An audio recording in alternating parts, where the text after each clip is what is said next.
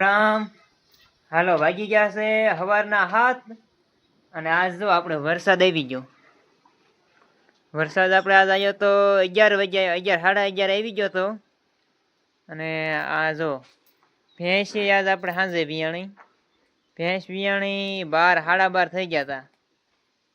આ જો પાડી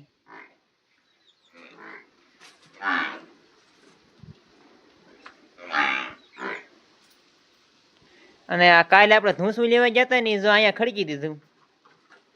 વરસાદનું પલળવાની એ કઈ બીક તો નહીં.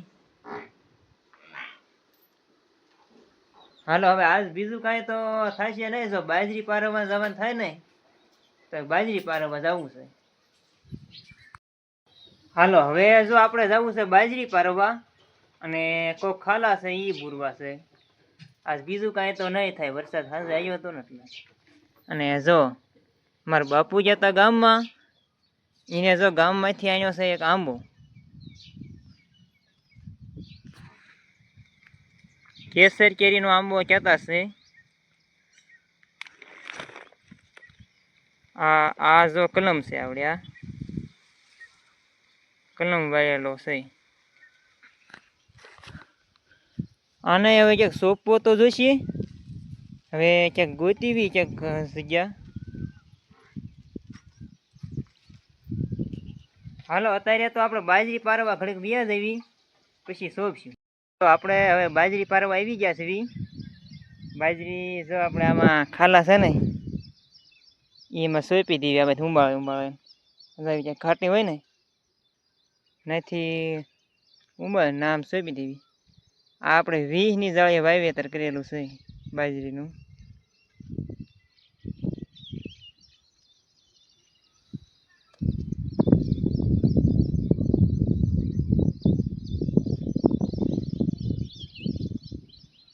આ બાજુ પારવાની બાકી છે. આ પરવાઈ ગયેલી છે. તો હાલો ઘડીક હવે પારવા માંડવી.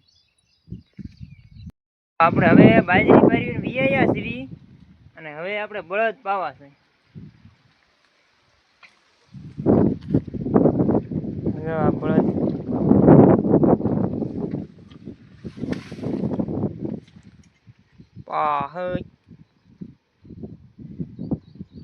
બળદ તરસ્યા તો નથી પણ દેખાડી લેવી. હાલો એકવાર હું પાઈ લો બળદને. હાલો હવે જો આપણે બળદને પાણી દેખાડી લીધું અને જો નીણે નાખી દીધી.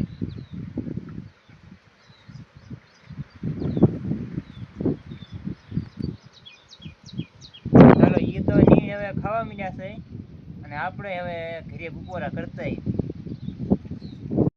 હાલો હવે વાગી ગયા છે સાંજકના 3 અને હવે જવું છે આપણે મરચીનો રોપ સોંપવા.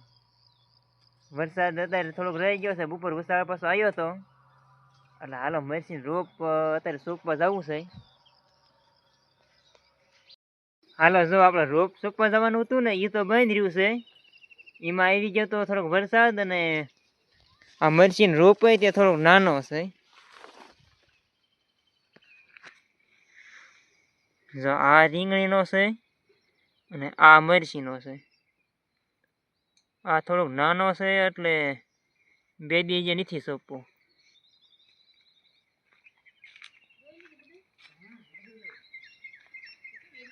અને આ જો ટમેટીનો રોપ છે.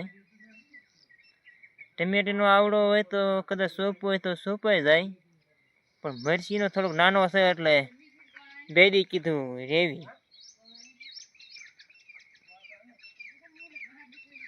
અને મકાઈ નહીં નહીં હવે જો સરખાઈ પાણી મળી ગયું ને એટલે જો હવે મંડી વધવા.